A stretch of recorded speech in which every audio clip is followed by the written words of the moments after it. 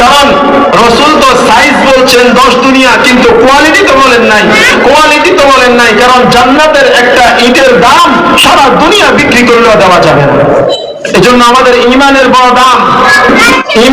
দাম, এই জান বিক্রি করে দিচ্ছে আল্লাহ তাআলার কাছে।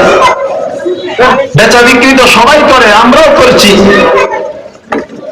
নাস্তিক, মুরতাদ, ইসলাম বিদ্বেষী অপশক্তি তারাও বিক্রি করেছে, কিন্তু আলহামদুলিল্লাহ আমরা আমাদের জান বিক্রি করেছি আল্লাহ তাআলার কাছে, আর নাস্তিক মুরতাদরা বিক্রি করেছে রামবামদের কাছে।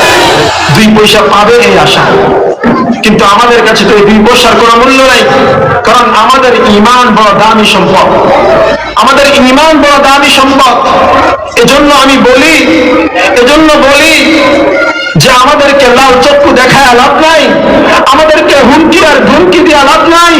ঈমান যেহেতু গ্রহণ করেছি, সিদ্ধান্ত নিয়েছি, এটাই আমাদের আখেরি পেগাম।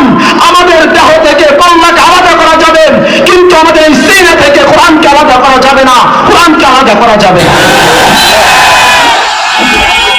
কারণ আজকে আমাদের যুব সমাজ নষ্ট হয়ে যাচ্ছে। দুনিয়ার এই চাকচিক্যর মুহে পড়ে তাদের জীবনকে বিলিয়ে দিচ্ছে। আমি বলবো, যুবক, তোমরা তোমাদের ঈমানকে বাস্তবায়ন করো, তোমরা তোমাদেরকে ঈমানের বলে বলিয়ান করো, উঠো, জাগো। বাংলাদেশের আকাশে শকুনের আনাগোনা পরিলক্ষিত হচ্ছে, কিছু সাহসী কণ্ঠ যখন এই কথাগুলো বলেন, তখন তারা রাজাকার হয়ে যায়, তারা জঙ্গি হয়ে যায়, তারা দেশবিরোধী হয়ে যায়। খোদার কসম খেয়ে বলেন, এই মানচিত্রের প্রতি ইঞ্চি মাটি আমরা সোনার চাইতে খাঁটি মনে করি। তোমরা হয়তো মনে করো তোমাদের কারণ আর আমাদের কারণ এক না, কারণ তোমরা মনে করো হয়তো এই জমিনে তেল হয়, গ্যাস হয়, ফসল হয়, এজন্য তোমার কাছে হয়তো এই জমিন দামি, কিন্তু আমি ওই জন্য মনে করি না। আমি এই জমিনের ইঞ্চি ইঞ্চি মাটিকে সোনার চাইতে খাঁটি মনে করি, কারণ এই জমিন আল্লামা কারি ইব্রাহিমের জিকিরের সাক্ষী, এই জমিন আল্লামা হাফিজের চোখের পানির সাক্ষী, এই জমিন আল্লামা আহমদ শফির আন্দোলনের সাক্ষী। অতএব কোনো কুলঙ্গার যদি আমার মানচিত্র নিয়ে ছিনিমিনি খেলতে চায়, আমার দিনে আঘাত করতে চায়, তাহলে যদি শাহাদাতের রক্তের নাজরানা দেওয়া লাগে, শাহাদাতের রক্তের নাজরানা দিতে প্রস্তুত, আমার মানচিত্রে কাউকে হাত দিতে দিবেন ইনশাআল্লাহ। প্রস্তুত আছি তো ইনশাআল্লাহ? ওরা আমাদের দুর্বলতাকে বারবার সরলতা ভাবে, বারবার আঘাত করার চেষ্টা করেন, না।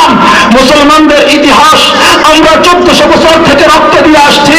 যদি আরো 1 সাগর রক্তের প্রয়োজন হয়, 1 সাগর রক্ত দিতে প্রস্তুত, কিন্তু আমাদের দিনের উপর আঘাত আসবে, আমরা ঘরে বসে থাকবো না ইনশাআল্লাহ। আমার দেশকে নিয়ে চক্রান্ত হয়, আমার দেশকে অখণ্ড ভারত বানানোর চক্রান্ত হয়। আবার আমি দেশের বিরুদ্ধে আমার হুঁশিয়ারি উচ্চারণ করতে চাই।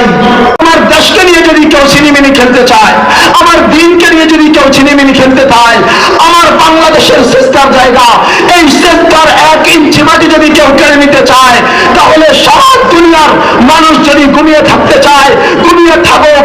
আমরা তাওহীদি জনতা, মুসলিম উম্মাহ অকাতরে রক্ত বিলি করব, তারপর আমরা ঈমানকে ছাড়ব না ইনশাআল্লাহ।